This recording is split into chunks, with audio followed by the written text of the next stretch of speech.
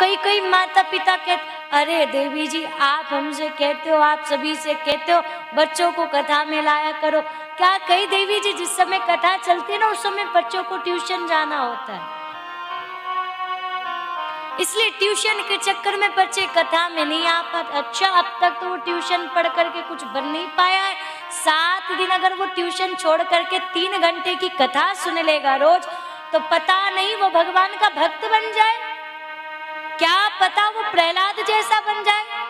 और चलो महाराज पढ़ लिख करके बच्चा डिग्री प्राप्त कर भी ले, तो महाराज जरा दर्शन कीजिए, डिग्री जिन्होंने पाली है जरा उनका जीवन देखो। माता पिता कहते ना पढ़ाई काम आएगी, पढ़ लिख करके डिग्री मिल जाएगी, इस चीज की डिग्री उस चीज की डिग्री। लेकिन मैया जी आज कुछ ऐसे बच्चे हैं जिन्होंने डिग्री तो प्राप्त कर ली है, लेकिन उस डिग्री का भी क्या फायदा।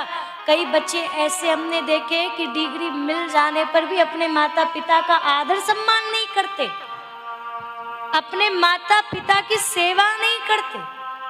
संस्कार की डिग्री अगर जीवन में ना हो, भगवान की भक्ति की डिग्री अगर जीवन में ना हो, तो सच मानिएगा जीवन व्यर्थ है, जीवन बेकार है, जीवन किसी काम का नहीं। आप कितना भी बच्चों को पढ़ा लिखा करके कुछ भी बना डालो, लेकिन अगर उसके जीवन में संस्कार नहीं होंगे, अगर उसके जीवन में भगवान का भजन नहीं होगा, अगर उसके जीवन में कथा नहीं होगी, तो महाराज पक्का कहती हूँ ऐसा व्यक्ति फिर नरक में ही जाकर के गिरेगा।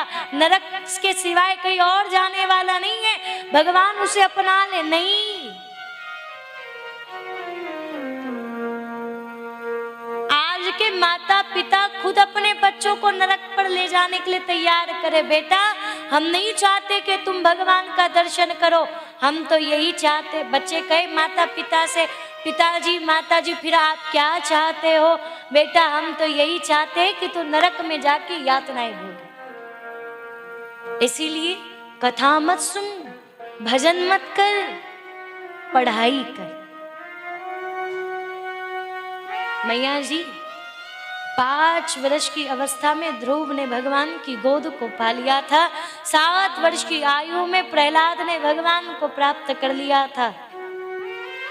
और आज के बच्चे अगर उनके माता पिता से कहा जाए भजन करवाओ, बच्चों को गुरुदेव की शरण में लेकर के जाओ, तो माता पिता डरते हैं, घबराते हैं। नहीं नहीं, बच्चा साधु नहीं बनना चाहिए, बच्चा भगवान का भक्त नहीं बनना चाहिए।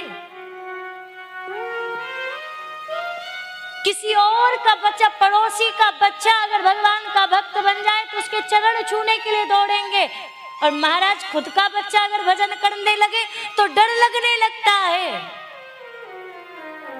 अगर बेटा भजन करने लगेगा, बाबा जी बन जाएगा, तो फिर हमारा क्या होगा?